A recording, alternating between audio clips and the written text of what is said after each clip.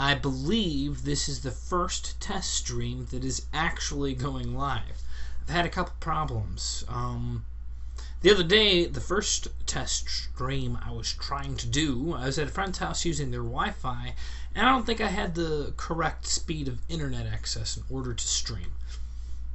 Stupid on my part. Right now I'm plugged into the internet through a hardwired cable. That being said, I've also got in the background of my laptop the comment section. I know there's not a lot of people watching, and I didn't expect a lot of people to watch, especially not after how the first live stream turned out. I would expect people to think to themselves, oh, James is live streaming. I bet it's a black screen. Well, not the case today. Today is May 28th, and I'm not going to spend a lot of time because I'm not here to really do a live stream. I'm just making sure that I have the ability to do one when I need to. But on May 28th, there is a special event that has occurred today.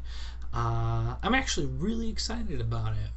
I am teaching for the first time ever. I mean, I have taught and coached and directed improv groups and troupes for many years, more than 3. But this is the first time that I'll teach in the Los Angeles Improv Festival, the 11th annual Los Angeles Improv Festival. And I'm going to be teaching the very first, as far as I know, the very first workshop of the festival, and it's called Getting Charged, Getting Emotionally Charged.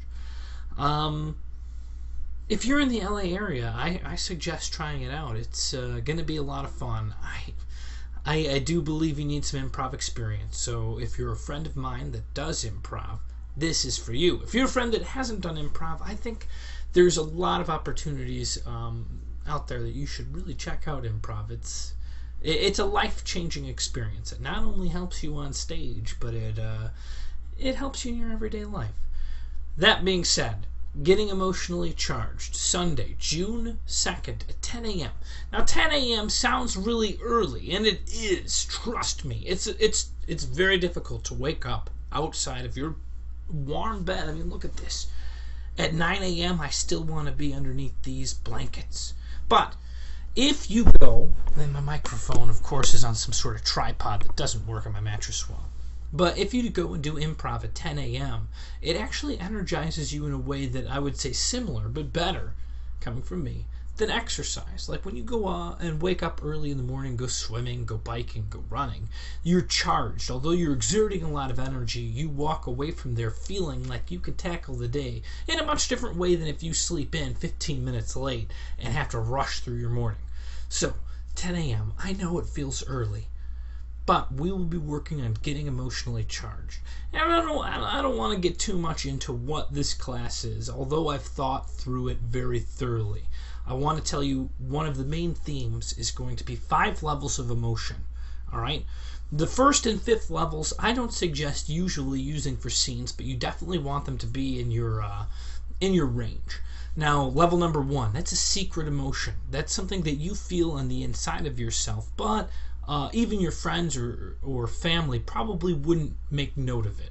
So if you're level 1 of happy, it's just something really small. Like what is the smallest amount of happiness that you can find? Is it waking up and seeing that you did the dishes the night before and just that joy of knowing that you don't have to worry about it?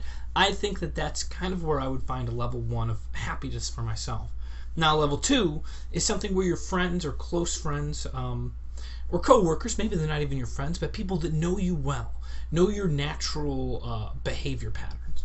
At a level 2 of happiness, they would think to themselves, wow, this guy's having a good day. I'm glad I caught James on a happy day. And then asking yourself, what would bring you to be at a level 2 of happiness? What is it where all of a sudden people that you work with and people that are your friends say, this is a difference in James's normal behavior of different ranges of emotion? For me, what would be a level 2 of happiness? I think it's honestly, it's catching the buses at the right time. Like when you walk up to a bus stop and it arrives almost as if you've called it to be there at that time. That's a pretty good feeling, and you have a smile on your face, and you're kind of more light-footed. That's a level 2. Now, level 3.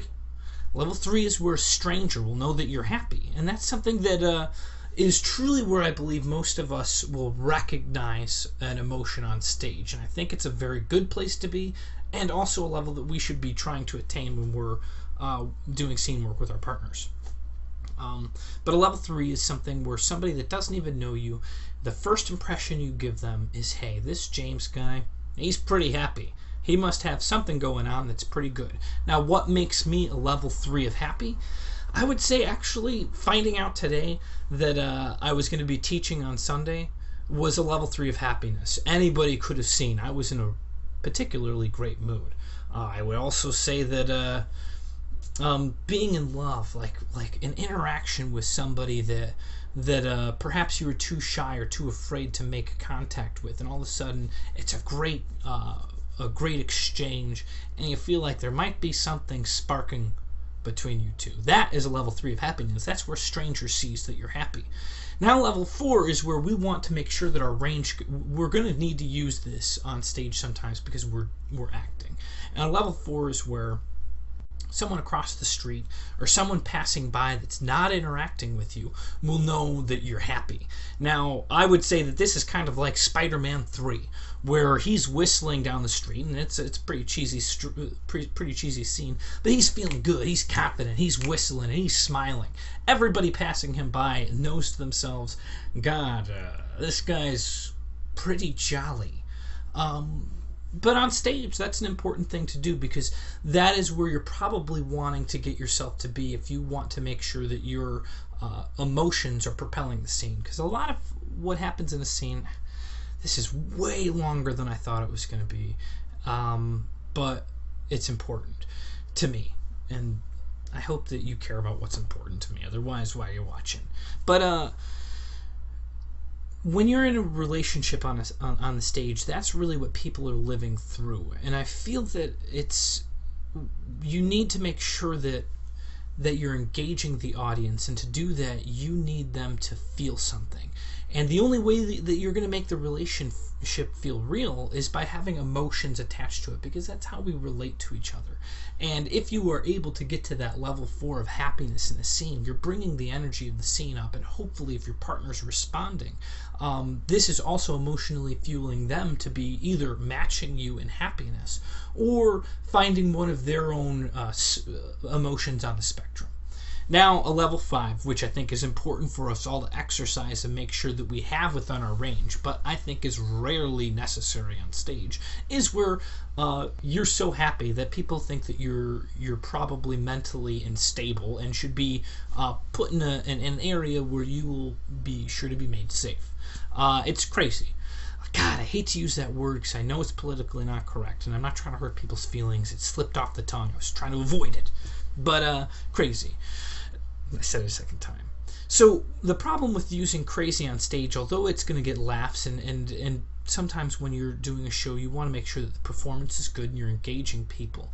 But sometimes that's at the cost of the scene, and that's at the cost of the reality. If you're at a level 5 to the point where you're people think that you're disturbed, then you're no longer reacting in reality. So that is, gosh, I talked way too much about it. I'm giving my secrets away. That's kind of the theme of the class that I'm teaching on Sunday. Of course, the exercises, there's going to be several inside of that, are going to all revolve around that idea, but it's not going to be so we're going to have a lot of fun other than just focusing on those very very specific explanations of emotions. So I'm going to take a look at this live stream. I don't know if I'll keep it up or not. I just wanted to make sure that I can do it. And this time, although it took me a good 30 minutes, was a lot better than the last time I spent an hour and got nothing live streaming. So thanks for watching, guys, and I'm not going to ask for anything else. Just thank you for watching.